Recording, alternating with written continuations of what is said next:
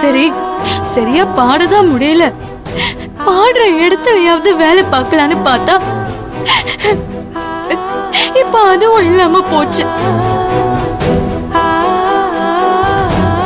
இப்படி ஆசைப்பட்டு எதுவுமே எனக்கு கிடைக்கலன்னா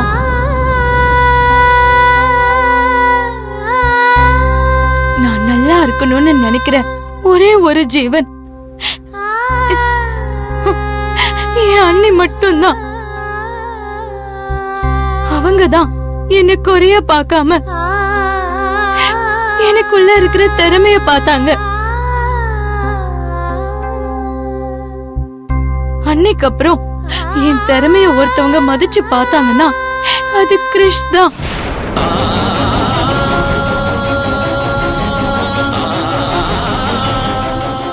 ஆனா ஆரம்பத்துல எனக்கு அவரை பிடிக்கல, அதுக்கு நான் இடமும் கொடுக்கல. ஏன்னா எங்க அண்ணியோட வளர்ப்பு அப்படி.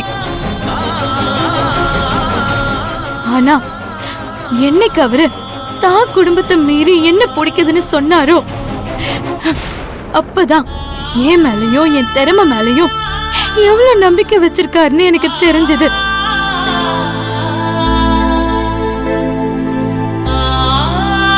அடுத்த நிமிஷம் என்னையே அறியாம எனக்கு அவரை பிடிச்சிருச்சு.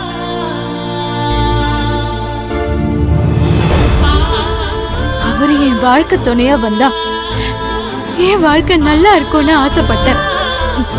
ஆனா இப்போ அதுவும் இல்லைன்னு ஆயிடுச்சு. இப்ப சொல்லுங்கண்ணா, நான் அதிர்ஷ்டம் இல்லாதவ தானே?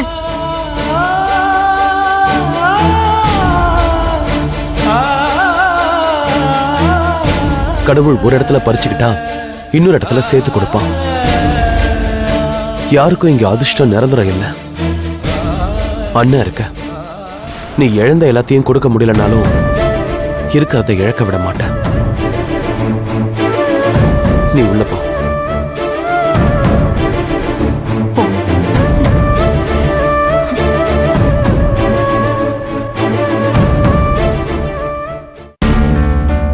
எங்க சொல்றேன்னு நீங்க தப்பா எடுத்துக்காதீங்க. மனசுல ஒரு விஷயம் உள்ள வராத வரைக்கும் அது வேற, அதுவே உள்ள வந்துட்டா அதை வெளியே அனுப்புறது ரொம்ப கஷ்டம். ரம்யா மனசுல இப்ப கிருஷ் இருக்கான். கிருஷ் அம்மாக்கு உங்களை பிடிக்கல, உங்களுக்கு அவங்கள பிடிக்கலங்கிறத தாண்டி வாழ வேண்டிய 2 பேருக்கும் பிடிச்சு போச்சு. இனி அவங்க 2 பேரும் ஒருத்தர் ஒருத்தர் மறக்க முடியுங்கிறது எனக்கு தோணல. நீங்க கொஞ்சம் அவசரப்பட்டு இந்த கல்யாணத்தை வேண்டான்னு சொல்லிட்டீங்களோன்னு எனக்கு தோணுது. உங்க பக்கம் இருந்து பார்த்தா நீங்க செஞ்சது சரியா இருக்கலாம். ஆனா இந்த சின்ன சிறுசுங்க பக்கம் இருந்து பாருங்க, அவங்களுக்காக நாம கொஞ்சம் விட்டு கொடுத்து போறதுதான் சரியா இருக்கும்னு என் மனசுக்கு தோணுது. தப்பா எடுத்துக்காதீங்க. உங்க குடும்ப பிரச்சனைக்குள்ள நான் ரொம்ப உள்ள வரேன்னு நினைக்காதீங்க. ரம்யா என்ன அண்ணனா நினைச்சா, அதான் நானும் அவளை என் தங்கச்சியா நினைச்சு ஒரு அண்ணனா பேசிக்கிட்டு இருக்கேன். கொஞ்சம் யோசிங்க, திரும்ப இதை எப்படி சரி பண்ணலான்னு பாருங்க. நானும் ஏன் தன்மானத்துக்காகலாம் இந்த கல்யாணம் வேண்டான்னு சொல்லல. எனக்கு அவங்கள மன்னிக்கிறதுலாம் ஒரு விஷயமே இல்ல. அவங்கள என் மனசுல நான் ஒரு பகையாவும் வச்சுக்கல. என்னோட எண்ணம் எல்லாம் என் மக வாழ போற இடத்துல எந்த குறையும் இல்லாம சந்தோஷமா இருக்கணும், அது மட்டும்தான்.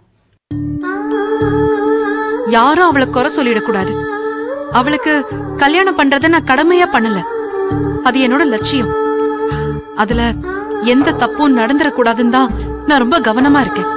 ஏங்க, நீங்க ரம்யா மேல எவ்வளவு அக்கறை வச்சிருக்கீங்கன்னு எனக்கு நீங்க சொல்லிதான் தெரியணுமா? உங்க அக்கறையில என் அக்கறை ஒன்னும் பெருசு இல்லைங்க. அதனாலதான் உங்ககிட்ட நான் இதெல்லாம் சொல்லிக்கிட்டு இருக்கேன். ரம்யாவுக்கு நீங்க தான் நல்லது பண்ணி வைக்கணும், அது உங்களாலதான் முடியும். எனக்கு நம்பிக்கை இருக்கு, கிருஷ் ரம்யாவை நல்லா பார்த்துப்பான்னு. அவங்க தரப்புல இருந்து திரும்ப கிருஷோ இல்ல அவங்க தாத்தாவோ இது சம்பந்தமா ஏதாவது பேசினாங்கன்னா கொஞ்சம் நம்ம ரம்யாவை மனசுல வச்சு பேசுங்க.